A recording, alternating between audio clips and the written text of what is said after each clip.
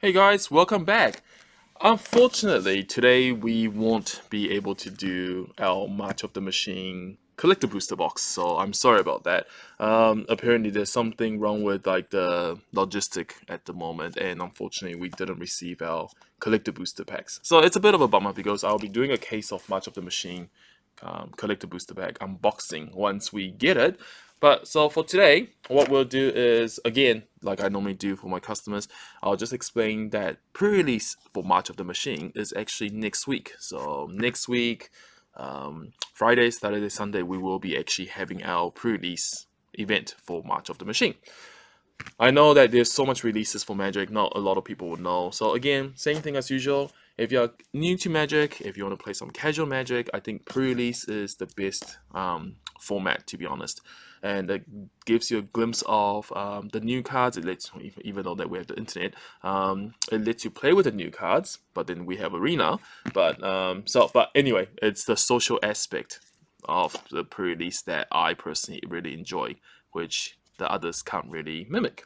So anyway, when you rock out, for those that haven't played, pre-release is simply like a sealed format, so you don't have to worry about, oh, if my cards aren't good enough or things like that. Everybody, once you arrive, you'll receive a box like this, and of course you'll be given a time to create a deck from the packs that you open.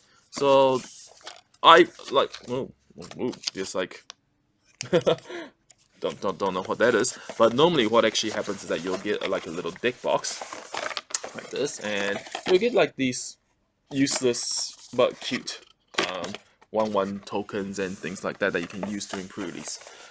And inside here, you will actually get a 20-sided die, which is really cool. Normally they come with like 5 different designs, and I personally quite enjoy the new aspect of what's that called? The new pre-release die.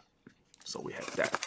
And then next what we have is we have, oh, okay. So inside a pre-release pack, what you will get is you will get 6 booster packs, 6 draft boosters.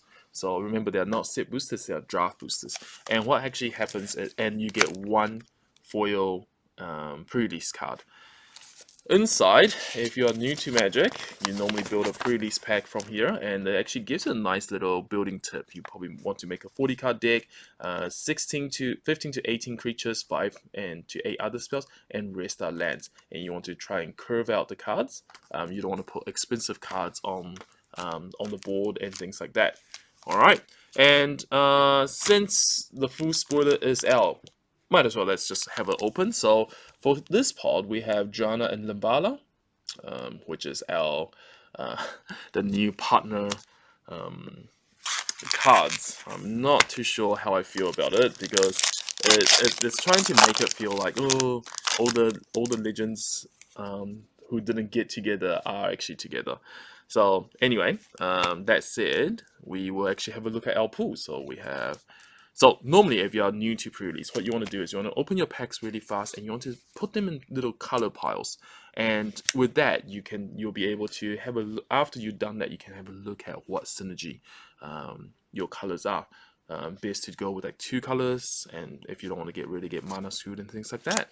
So card quality is actually, yeah, not too bad. So this is field. I personally haven't actually read through all the spoilers myself. So we have Halo Forger. Oh wow, that's actually pretty cool. There's like a mini Snapcaster made, but worse though. Stroke the Flames, right? So you can convoke and deal 4 damage. So this is what's good against those new siege cards. And here we go. So these are the new siege cards, Battle Siege, and they're not a creature. They're not really a creature. They're not. Yeah, it's just another permanent type. Um, card is actually not too bad. So what actually happens is that you cast this, you finish the effect, and then you put 4 defense counters on it, and then you give this card to your opponent. You will attack into it, and once you take off all the HPs on this, you actually cast it for free. So Magic is like more like a board game now. I don't know. I need to play with this just to have a look. So let's say, for example, this one, Invasion of New Capena. 2 mana to cost for 4 HP. As it enters, choose an opponent to protect it, blah blah blah. You and the others can attack it when defeated, excel, and then cast it transformed. When Invasion of New Capena enter the battlefield, you may sacrifice an artifact or creature. When you do, excel target artifact and creature an opponent controls. So it's a pop one, so you can make a treasure and pop something else. So that's actually pretty cool. And then once you deal enough damage to it, it becomes an equipment for 1. So basically this one is a mini coat of arm for itself. Again, I'm not too sure how I feel about it. I feel like Siege was actually designed mostly for Commander players. Anyway, Transcendent Message. So that's a Convoke, draw X cards. And then, oh, that's interesting. So this is a new mystical archive, as we were talking about, and I think sealed we should be able to use that. So these are from the universes beyond, or the Legend of the Multiverse or something like that. So they've done like a whole new type of print for that. So anyway, we'll have a look. So, and then you get 1 land, and then you get the and you get the first flip transform token. So yeah, right. So remember, these cards cannot be used in what's that called? It can't be used in constructor formats unless they've been printed there. All right. So let's continue to have a look. What kind of things you get?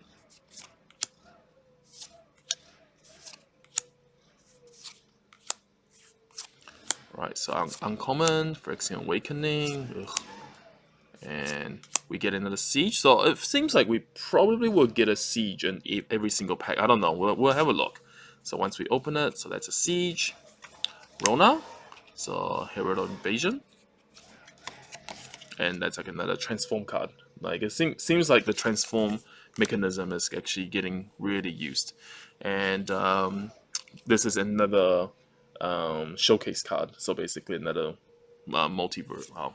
Hero of the multiverse, and they all come with their own showcase thing, so it's gonna get very, very messy. And we get Flood Land. It's a bit of an unfortunate thing that lands are now being like overplayed. There's so much different lands. All right, so let's have a look. So print the gate. Oh, I'm so angry that the completed planeswalkers are just back to normal as if nothing has happened. It's it's very salty about the whole storyline for this set. Right, so we get another siege. So it does actually seem like we get a siege card, which is quite crazy. I think they're trying to push the mechanism of siege with the introduction of March of the Machine. Rampaging Raptor. So again, it feels like it does actually feel like Magic has become more like a board game. First, introducing with planeswalkers, you have to choose whether or not to attack planeswalkers, and now you have like, oh, do I attack the siege? Do I attack the planeswalker? Do I attack the players? Might as well just go and play Carcassonne or something. Alright, Moment of Truth. Originally, I was hoping that battle cards would have been instances that you can only cast during combat phases. And then that way you can actually make some pretty powerful instant cards, which can only be used as combat tricks, but you get restricted that you can only play during combat step. I was hoping for something like that because that would actually enable a lot more design space. C double, and then Yago. I would actually be quite interested to see a foil version of the showcase cards, because I personally think it's just going to be normal foil. It's not going to look like the way that. So let's say, for example, if we get like a Regaban or something like that, it's not going to look. A foil version will just look like a foil Regaban. It's not going to look like the cool masterpiece ones that we used to get. Angelic Dimension. Can't believe Elspeth is so. All right, Scorn. And then we have Invasion of Regatha. And we have Into the Fire. Yeah, another thing. Oh, we got Tagam Ojutai Master. So that's a Carnival Takia frame.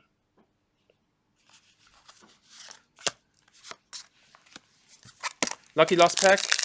So in this pot, the rares, it seems like we are playing Izzet.